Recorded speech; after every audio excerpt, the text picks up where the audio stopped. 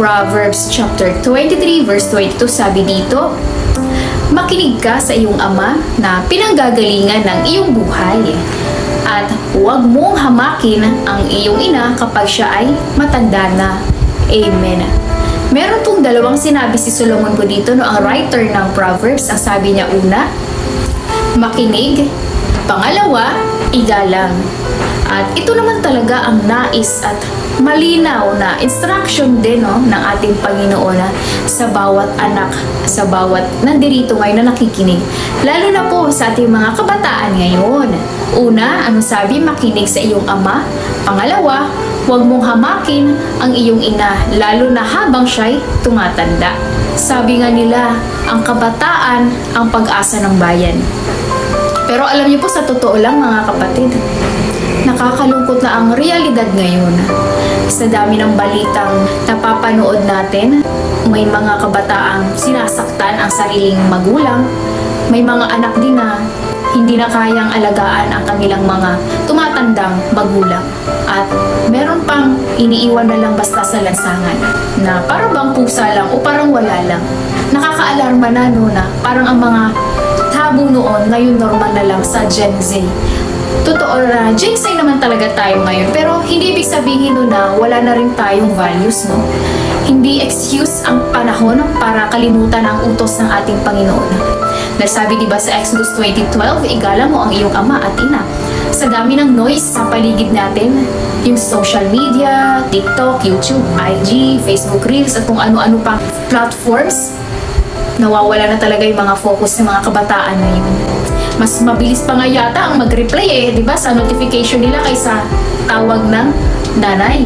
Mas alert pa nga yata sa chat ng kaibigan kaysa tinig ng magulang. Kaya naman minsan, pahirapan na rin sa pag-utos sa kanila, at talaga naman kapag pinagagalitan naman, dead man na lang. Iba na talaga, no? Mas mabilis pa yata, no, ang mag-roll ng eyes kaysa magsabi ng opo. Bakit nga ba ito mahalaga, no, na bigyan diin? Dahil hindi lang ito simpleng respeto, no, mga kapatid, kundi utos mismo ito ng Diyos. Sabi nga diba sa Ephesians chapter 1 verse 3, children, obey your parents in the Lord, for this is right. Honor your father and mother, which is the first commandment, with a promise, so that it will go well with you and that you may enjoy a long life on earth. Amen. Malinaw na anuman ang generation mo, millennials, Gen Z, baby boomers, di ba? Ang paggalang, pagsunod at pagrespeto sa ating mga magulang ay hindi nakabase sa panahon o kailan ka pinanganak, kundi ito ay utos ng Diyos para sa lahat ng panahon. Tandaan natin mga kapatid, ang pagiging suwail na anak ay hindi kinalulugdan ng magulang at mas lalong hindi kinalulugdan ng Panginoon. Reminder ito to every anak listening tonight, no? Kung kasama mo pa ang nanay at tatay mo, mga magulang mo, mga nagpalaki sa'yo, ipakita mo ng pagmamahal mo sa kanila habang hindi pa huli ang lahat. Sabihin mo, I love you mama, I love you papa, I love you daddy and mommy, mamang, lola, sorry po sa lahat ng kakulitan ko, pagsaway.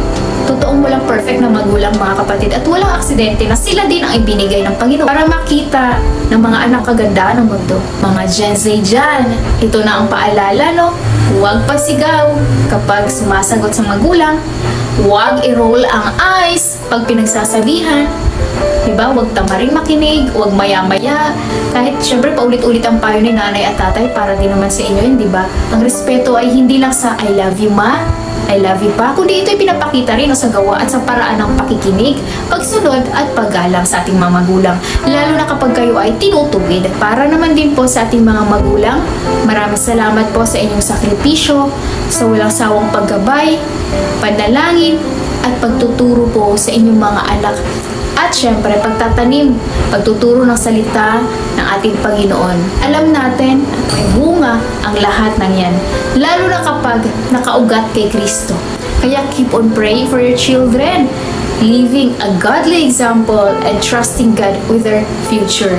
Dahil ang anak na itinuro sa tamang daan, hindi lalayo sa Panginoon. Amen. At yan po ang ating Comfy Break. That's a good idea! Presented by OPM Online Prayer. Here, here,